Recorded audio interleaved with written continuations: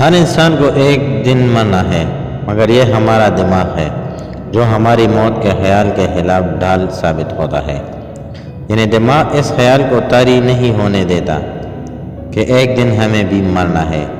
ویسے تو دماغ پرانی معلومات کو مسلسل استعمال کر کے مستقبل میں ملتے جلتے حالات کی پیشگوئی کرتا ہے، اور اس کا مطلب یہ بھی ہے کہ دماغ یہ بھی پیشگوئی کر سکتا ہے کہ آپ کو ایک دن مرنا ہے۔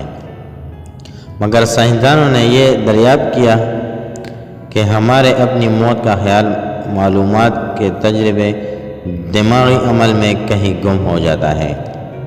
اس مقصد کے لیے 24 افراد کے دماغوں کا رد عمل کا اس وقت دیکھا گیا جب اس کے سامنے موت سے جڑے الفاظ کو دکھایا گیا۔